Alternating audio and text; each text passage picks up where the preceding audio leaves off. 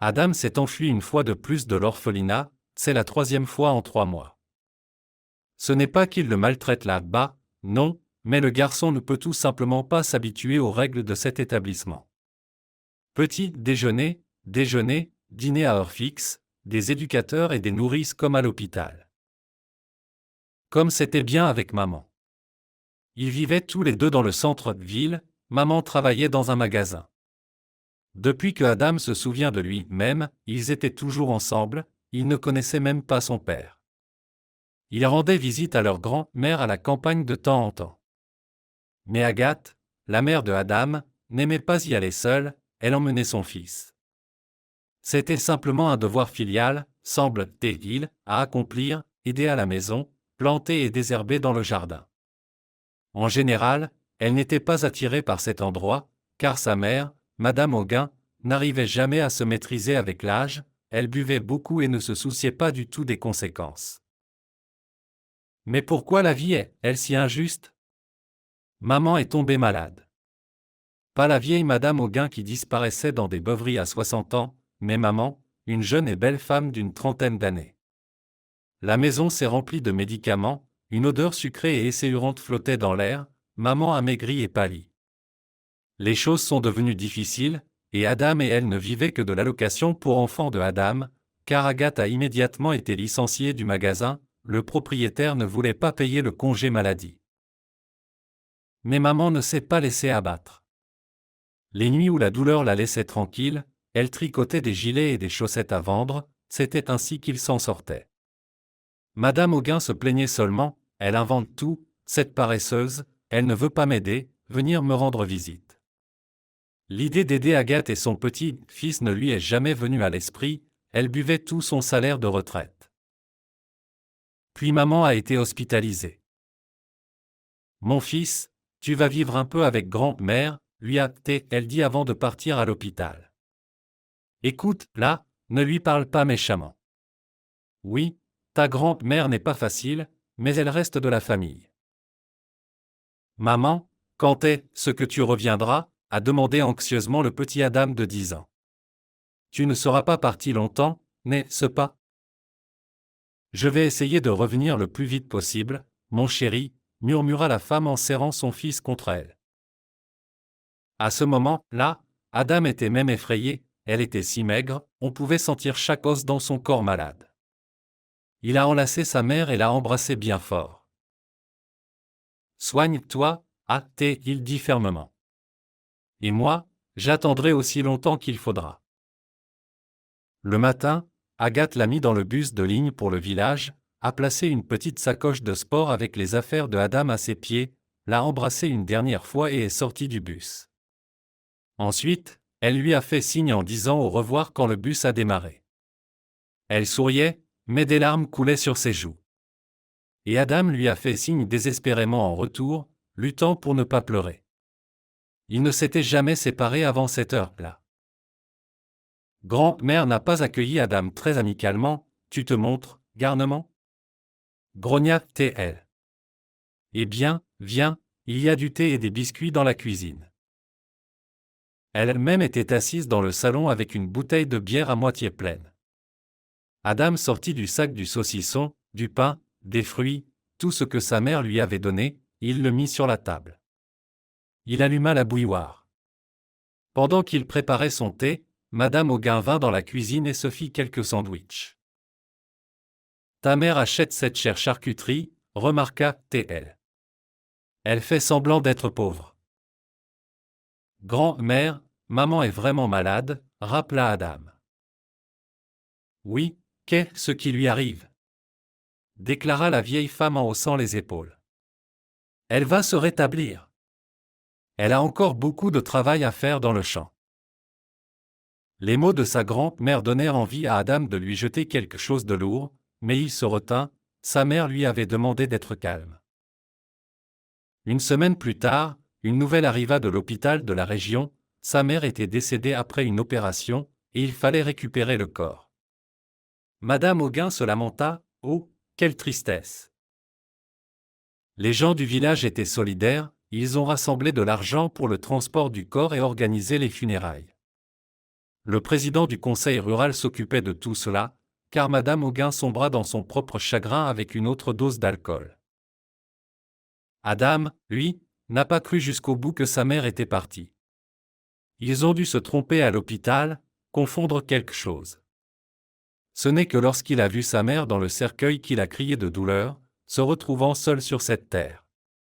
Lors des funérailles, les gens chuchotaient « Que va-t-il arriver au petit garçon ?» Le président du conseil a dit qu'il s'occuperait de cette question. Mais quand il a entendu cela, Madame Auguin s'est précipitée vers lui. « Ne privez pas ce petit de son dernier parent, je vais complètement sombrer. » Pleurait-elle. « Madame Auguin, où voulez-vous confier cet enfant ?» demanda sévèrement le président. « Vous ne voyez rien d'autre que la bouteille. »« Je vais le prendre. Je vais le prendre, » assura la vieille femme. « C'est mon petit-fils. » Ils l'ont cru, mais il s'est avéré que Madame Auguin avait ses propres motivations, elle recevait de l'argent pour s'occuper de son petit-fils. Le premier mois, elle a tenu bon, elle faisait même des crêpes pour Adam le matin. Mais ensuite, après avoir reçu son premier paiement pour lui, elle a rechuté, buvant de manière incontrôlée. « Tu es un garnement, un intrus, » lui disait-elle avec mépris. Je l'ai dit à Agathe de ne pas traîner avec ce voyageur, mais elle, soi-disant, était amoureuse. Son amour est parti, et elle est restée avec un ventre. Ton père ne t'a pas voulu. Adam ne comprenait pas bien ce qu'elle disait, mais il était tellement blessé, pourquoi était-il indésirable? Il avait souvent demandé à sa mère où était son père. Elle soupirait seulement et le serrait dans ses bras. Il habite en ville, mon fils, il a une autre vie, expliquait Agathe à son fils. Ne pense pas qu'il ne t'aime pas. Il est juste occupé. Elle ne pouvait pas dire à Adam qu'à 20 ans, elle était tombée amoureuse d'un bel et courageux militaire qui était venu dans leur région avec d'autres militaires pour inspecter un vieux aérodrome. Agathe était tombée follement amoureuse de lui, mais il était parti sans laisser d'adresse. C'est ainsi que Adam était né. Sa mère avait immédiatement dit qu'elle ne l'aiderait en rien. Et Agathe n'avait même pas demandé d'aide, elle avait loué un appartement en ville avec son fils, elle travaillait, et puis un malheur lui était arrivé. Presque tous les jours, Adam se rendait sur la tombe de sa mère, pleurait, se plaignait que sa grand-mère l'ait totalement oublié. Elle ne faisait que boire. Une fois, en hiver, il fut vu sur la tombe par son grand-père Trophime, qui était venu au cimetière pour rendre hommage à la tombe de sa femme à l'anniversaire de sa mort. Le garçon était assis là dans une légère veste et des pantalons, enroulant ses bras autour de la croix de sa mère. Adam était déjà gelé. Le grand-père Trophime, déjà assez frêle en lui-même, le prit dans ses bras et l'emmena directement au conseil rural. Là, ils ont appelé la tutelle, les médecins. C'est ainsi que Adam s'est retrouvé à l'hôpital au début, avec une pneumonie, puis dans un foyer. Et pendant tout ce temps, Madame Auguin n'est jamais venue le voir, comme si elle n'avait jamais eu de petit-fils. L'orphelinat se trouve en ville et le garçon pense que son père vit dans les environs. Il l'a inventé lui-même, croyant que son père était à proximité, il ne le connaissait tout simplement pas, mais il serait si heureux de le voir. 2 fois, Adam a été retrouvé par la police et renvoyé des rues de la ville. Le garçon se promenait simplement, regardant les visages des passants. Sa mère disait qu'il ressemblait à son père, il avait les mêmes cheveux noirs. Adam espérait qu'un jour il verrait un oncle adulte qui lui ressemblait comme 2 gouttes d'eau. Et puis, il s'est échappé pour la 3e fois. Mais cette fois, il n'a pas eu besoin de faire beaucoup d'efforts pour s'échapper, l'essentiel était de trouver le bon moment lorsque les nounous et les éducatrices étaient occupés ailleurs. Et le gardien s'était endormi à son poste de garde, ouvrant un passage dans la clôture. C'était déjà mai. Adam marchait dans les rues de la ville, regardant les vitrines, les voitures. Il réfléchissait au nombre d'hommes aux cheveux noirs dans le monde. Non, il ne trouverait jamais son père de cette façon. Et puis, il est littéralement tombé sur un portefeuille qui était sur le trottoir. Adam regarda autour de lui. Les passants passaient, il n'avait rien à faire de cette découverte. Personne ne remarquait le portefeuille, certains cherchaient dans leur téléphone, d'autres discutaient entre eux. Le garçon prit timidement le portefeuille, s'éloigna dans un parc, s'assit sur un banc et l'ouvrit. À la vue de ce qu'il contenait, Adam siffla de surprise, beaucoup de grandes notes. Le garçon fit immédiatement le compte dans sa tête de ce qu'il pouvait acheter avec cet argent. En premier lieu, il décida d'aller dans une pizzeria. Il avait tellement rêvé de manger une vraie pizza italienne. Sa mère en faisait à la maison, délicieuse, rien à redire. Mais celle-ci était authentique, comme si elle venait d'Italie. Alors Adam alla à la pizzeria et commanda une part de pizza extraordinairement délicieuse. Cependant, alors qu'il finissait sa dernière bouchée de cette merveilleuse pâtisserie, sa conscience commença à le tourmenter. Après tout, il a dépensé une grosse somme d'argent. Dans les toilettes de la pizzeria, il décida d'examiner attentivement le contenu du portefeuille. Peut-être qu'il y avait des numéros de téléphone enregistrés. Dans ce portefeuille, il y avait plusieurs cartes de visite avec différents numéros de téléphone. Adam les regarda avec hésitation, laquelle devrait-il appeler ? Et soudain, il sortit une autre carte d'un compartiment secret. Le garçon poussa un cri de surprise en découvrant que c'était une photo de sa mère. C'était bien elle. Ses yeux étaient d'un vert éclatant, ses cheveux ondulés et blonds. Bien sûr, la coiffure était différente, sa mère avait les cheveux jusqu'aux épaules, tandis que sur la photo, ils étaient plus longs et bouclés. Eh bien, peut-être que la photo avait été retouchée. Adam savait qu'il existait un logiciel pour ça sur l'ordinateur. Il pensa que c'était probablement le portefeuille de son père. Regardez comme il était grand, noir, en cuir, très solide. Mais où devrait-il appeler ? Il y avait aussi plusieurs cartes de débit nominatives dans le portefeuille. Adam lut « Arthur Servet ». Exactement, c'était son père. Adam avait le même patronyme, Servet. Il trouva une carte de visite avec le nom de Arthur Servet. C'était le numéro de téléphone qu'il cherchait. Oui, il avait trouvé son père. Le garçon s'approcha timidement de la caissière de la pizzeria. « Excusez-moi », dit-il timidement. « J'ai besoin d'appeler d'urgence. » « Eh bien, qu'est-ce qui se passe ?»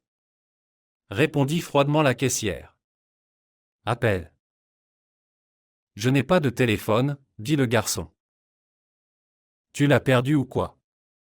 La caissière regarda attentivement l'enfant. « À qui veux-tu parler ?»« À mon père. »« D'accord, appelle. » La jeune femme sortit son propre téléphone portable et le tendit au garçon. Adam lui sourit reconnaissant et composa le numéro de la carte de visite. « Allô » dit-il en entendant une voix masculine. « J'ai trouvé votre portefeuille. » De l'autre côté de la ligne, l'homme fut surpris et ravi, puis demanda où et comment il pouvait le récupérer. « Et si je vous l'apportais » suggéra timidement Adam. Il voulait tellement voir comment vivait son père. « Très bien, » répondit l'homme et donna son adresse. Adam rendit le téléphone à la caissière, qui fut tout aussi surprise que l'homme au bout du fil. Elle s'était dit qu'il appelait son père, mais c'était un mensonge. Eh bien, ce n'était pas son problème. Elle montra du doigt un arrêt de bus de l'autre côté de la route. « Vois-tu cette station là-bas » dit-elle. « Prends le bus numéro 2 jusqu'à la fin. C'est là que se trouve la résidence de luxe. » Merci. Sourit Adam et se précipita dehors.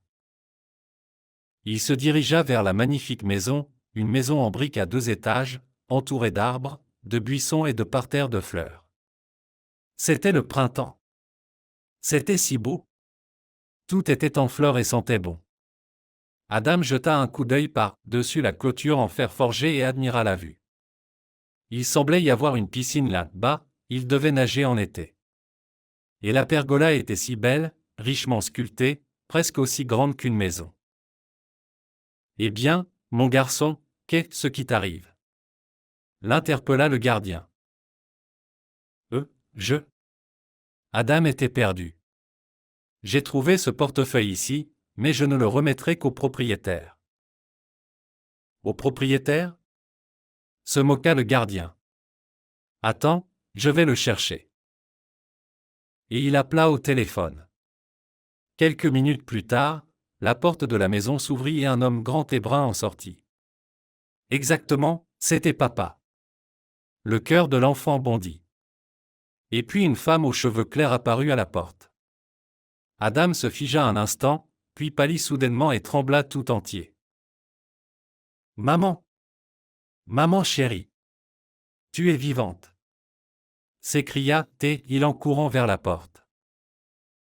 Il fut attrapé par le gardien et le propriétaire de la maison s'approcha. Il regardait l'enfant avec étonnement. Mon garçon, pourquoi cries-tu comme ça? Demanda-t-il. Maman! Maman! Je pensais qu'elle était morte. Et elle, maman. Adam tendit les bras vers la femme, qui le regardait avec perplexité. J'ai trouvé le portefeuille de papa, et il y avait une photo de toi dedans. C'est pour ça que je l'ai apporté. Et toi? Toi. Maman, j'étais même à tes funérailles. Maman, comment as-tu pu? L'enfant pleurait et se débattait dans les bras musclés du gardien. Arthur Sergévitch, c'est un fou, dit le gardien, perdu.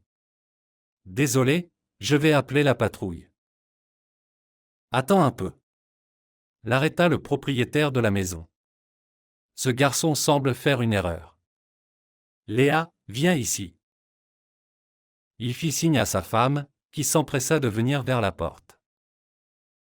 Léa? Pourquoi il t'appelle Léa? Pleura Adam. Tu es Agathe. Les adultes se regroupèrent autour de lui, ne comprenant pas ce qui se passait. La femme s'accroupit devant l'enfant et le regarda dans les yeux, puis lui caressa la tête. Mon chéri, je m'appelle Léa, dit-elle calmement. Tu te trompes, je ne suis pas ta maman. Adam resta immobile en entendant sa voix. Oui, la voix lui ressemblait, mais celle de sa mère était différente, plus douce, peut-être. Comment est-ce possible? Murmura-t-il en essuyant ses larmes. Vous êtes tellement semblable à elle. Regardez. Et le garçon sortit de sa poche une photo qu'il avait toujours sur lui. C'était lui et sa mère. Ils étaient allés en ville pour visiter le zoo. Tous les deux étaient heureux et enjoués. C'était il y a environ 2 ans, quand sa mère était encore en bonne santé. Léa, en voyant la photo, fut tout aussi bouleversée que l'enfant. Arthur, c'est incroyable, nous lui ressemblons vraiment. La femme tendit la photo à son mari. Comment est-ce possible? Dit Arthur, perplexe, avant de regarder attentivement l'enfant. Bien, allons à l'intérieur. Tu te calmeras et tu pourras tout expliquer, dit Léa en prenant Adam par la main. À l'intérieur, ils furent accueillis par une fille d'environ le même âge que Adam. Maman, papa, qui est-ce? Demanda-t-elle, étonnée. Nous n'avons pas encore compris, Iris, répondit Arthur. Viens, conduis le garçon dans le salon, nous prendrons tous du thé ensemble et nous ferons connaissance. Léa ordonna immédiatement que quelque chose de délicieux soit servi. Autour du thé, Adam raconta son histoire. Les adultes l'écoutaient et ne faisaient que hocher la tête. Tout cela était étrange. Ensuite, Arthur demanda à sa fille de s'occuper de leur invité. Iris, va jouer avec Adam dans la chambre, jouer à un jeu vidéo, et nous devons discuter avec maman, dit-il sévèrement. Adam se tenait là et observait. Oui, il s'était trompé, ce n'étaient pas les bonnes personnes. Arthur n'était pas son père. Mais pourquoi Léa ressemblait, elle, autant à sa mère? Ah oui, désolé, se souvint l'enfant. Voilà, votre portefeuille. Désolé, j'ai dépensé de l'argent, je voulais vraiment essayer la pizza. Tu n'as jamais mangé de pizza? S'étonna Iris. Iris, Léa l'interrompit sévèrement. Ce n'est pas approprié de poser de telles questions. Allez dans la chambre. Et à propos de l'argent, ne t'en fais pas, Adam. Rien de grave n'est arrivé. Nous considérerons cela comme ta récompense pour avoir trouvé le portefeuille. Les enfants partirent dans la chambre, tandis que les adultes restèrent dans le salon. Je n'aurais jamais pensé qu'une perte de portefeuille pourrait entraîner de tels événements. Rit Arthur. Apparemment, je l'ai perdu quand je suis sorti du salon de téléphonie. Je n'ai même pas remarqué, mais le garçon l'a trouvé. Arthur, ce n'est pas de cela qu'il s'agit, tu comprends. Pourquoi ressemblons-nous autant à sa mère? Je ne crois pas au sosie, Léa regardait pensivement par la fenêtre. Tu sais, quand j'étais enfant et que j'étais à l'orphelinat, j'avais très envie d'avoir une sœur. J'en voulais vraiment une. C'était presque douloureux. Et il me semblait que j'en avais une, puis quand j'ai été adopté, tout cela a disparu. Et maintenant, encore. Est-ce vraiment ma sœur? Une sœur jumelle? Arthur secoua la tête avec étonnement. Vraiment? Nous devons rendre visite à la grand-mère de ce Adam. Nous devons, mais c'est si difficile pour moi de me décider. Si tout est comme nous le comprenons, alors c'est ma vraie mère. Arthur prit sa femme dans ses bras, réfléchissant. Oui, il avait toujours su que Léa avait grandi dans un orphelinat jusqu'à l'âge de 5 ans, puis avait été adoptée par une famille aimante. Ses parents adoptifs aimaient Léa comme leur propre fille, lui avaient offert une bonne éducation et une éducation. Depuis qu'elle l'avait rencontré à l'université, ils étaient ensemble. Toute leur richesse, ils l'avaient gagnée ensemble, en commençant leur entreprise à partir de zéro. Et maintenant, elle prospérait. Peut-être que ce garçon avait été intentionnellement envoyé? Était-ce le résultat d'une machination de concurrents? Non, cela ne semblait pas probable. L'enfant était si sincère dans sa douleur de la perte de sa mère. Bien sûr, nous pouvons faire un test ADN pour savoir si ce garçon est ton neveu ou non. Mais cela ne répondra pas à la question de pourquoi tout cela s'est produit, dit-il à sa femme, et elle était d'accord. Oui, nous devons rencontrer cette Madame Auguin. Ce jour-là, Adam est resté avec eux. Arthur a appelé le orphelinat et a convenu que le garçon resterait dans leur maison. Il ne pouvait pas renvoyer l'enfant après toutes les secousses. Et s'il était vraiment de leur famille? De toute façon, il n'avait pas sa place dans un orphelinat. Léa le savait mieux que quiconque. Les parents de Léa, lorsqu'ils ont appris toute l'histoire, étaient bouleversés. « Ma chérie, pourquoi as-tu besoin de cette vérité ?» dit la mère. « Tu es notre fille, tu le sais bien. Maman, vous avez toujours été et serez toujours mes parents. » rassura Léa. « Mais je dois tout savoir. Comment vais-je vivre maintenant en sachant que mon vrai neveu grandit sans sa mère? » Oui, ma chérie, tu as raison, acquiesça le père. Nous devons éclaircir cela. Nous ne voulons simplement pas que tu sois triste et tourmentée. Tout ira bien, sourit Léa. Rappelez-vous surtout que vous êtes mes parents les plus chers. Le lendemain, Léa et Arthur se rendirent au village chez Madame Auguin. En voyant les invités, la vieille dame eut un choc et se saisit le cœur, puis se dirigea vers une bouteille. « Oh, Agathe, serais-tu revenue d'entre les morts ?» murmura-t-elle. « Et je trop bu ?» Je ne suis pas Agathe, dit Léa fermement. Bien que tu devrais vraiment arrêter de boire, surtout à ton âge. Pas Agathe? S'étonna Madame Auguin, clignant des yeux à plusieurs reprises, puis éclata en sanglots alcoolisés. Et elle commença à raconter, à se souvenir. Dans sa jeunesse, Madame Auguin travaillait dans une usine de confection et sortait avec un homme de la ville. Leur relation dura plusieurs années, puis il partit avec sa famille s'installer quelque part dans les pays baltes, laissant Madame Auguin. Elle était déjà enceinte de 4 mois. Elle espérait qu'un jour il quitterait sa femme pour venir la retrouver. Mais cela n'est jamais arrivé. Les médecins lui avaient dit plus tard qu'elle attendait des jumeaux, car à l'époque les échographies n'existaient pas encore. Elle était désemparée, en larmes, comment pourrait-elle élever 2 enfants toute seule? Elle n'avait pas vraiment besoin d'un seul enfant, et maintenant elle en avait 2. Mais à la maternité, elle savait déjà ce qu'elle devait faire. Elle avait abandonné l'une des filles dès qu'elle était née, mais elle était retournée dans son village natal avec l'autre. Ce n'était tout simplement pas humain de laisser les 2. Cependant, elle n'avait jamais éprouvé d'amour particulier pour l'enfant restant, Agathe. Elle avait grandi seule. Et quand elle est devenue adulte, elle a tout de suite construit sa propre vie comme elle le pouvait. Quant à Madame Auguin, elle était déjà habituée à la bouteille depuis longtemps et avec le temps, cela ne s'était pas amélioré. Elle n'avait même pas pensé à la sœur de Agathe et n'en avait jamais parlé à sa fille. « Alors, tu es ma petite fille ?» demanda Madame Auguin en essuyant ses larmes. « Mon autre petite, pardonne-moi. J'étais perdue à l'époque, ma fille.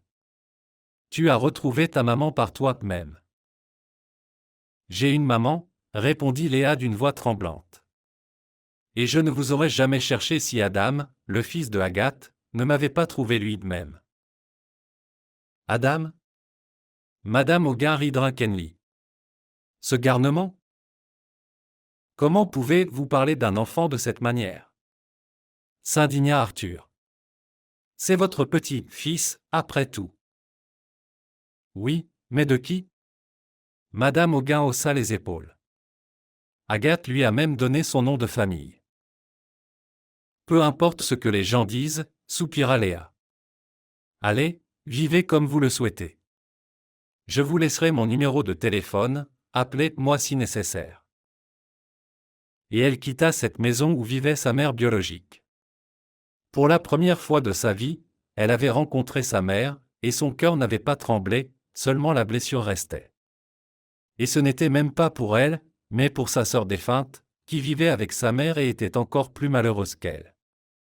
Elle avait aussi de la peine pour le garçon, qui était bon, élevé par Agathe. Et Agathe elle-même, apparemment, était une bonne personne. C'était dommage qu'ils ne s'étaient jamais rencontrés.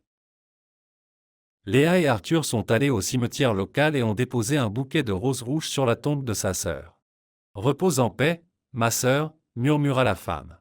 « Je ne laisserai personne faire de mal à ton garçon. » Arthur a simplement regardé sa femme et a hoché la tête en signe d'accord.